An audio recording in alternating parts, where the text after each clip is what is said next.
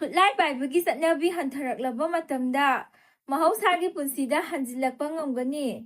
DGP Security Force tagi loot tawkhiba nongmaising phagatnaba Manipur Police na akanba thabak laukhatli. Khutlai paibagi chatnabi ama state asida leirakliba asi hantharaklaba matamda mahausaagi punsida hanjilkpa ngamgani haina Manipur Police ki DGP Rajiv Singhana phongdokhre. Ahanba Manipur Rifles Parade Ground da ngasi pangthokhiba Manipur Police ki samaga kunthrom shuba Rising Day thoramda saruk yaba lakhiba DGP Rajiv Singha ga thoramgi nakalda paumisinga unabada mathaki wafam asi phongdokhibani. State asigi irangi phibam phagatle haina claim tawraduna DGP Rajiv Singha na hai Manipur gi irang amadi wathok asi yamna taraidaba phibam amani. Adumaku irang asibu mapung phana laksinaba Manipur Police Security Agency CSO amadi community leader singa loinana angamba thakta thabak tawri.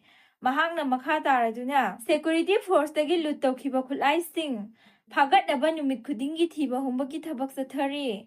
Nongmai lakhiba singnasu nongmai sing makhoina lawkhiba mafam-mafamda thingatpiraktuna state asi mahausagi punsida hanjilaknaba State Force na lakwatliba thabak singda mateng pangbiyo. Aiha isamang Manipur Police ki makok thongba ama oina. State asida khuthokna riba community animakna. Wari saduna waroisin purakna bohotna biyo haina appeal tawraduna. Wari sanaba khaktana lairiba problem khudingmaki waroisin purakpa ngamgani haiba wafam phongdokhi. Manipur Police asi miyamga yamna friendly oiba force amani. State Force na kaidangwaida miyamda aki akhang pinaba thabak tawba leite.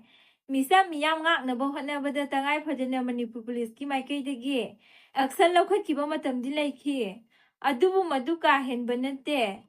Miyam khongjang changsinbagi mahutta isa-isagi ithauda pukning changbiyu hainasu DGP Rajiv Kumarna phongdokhi.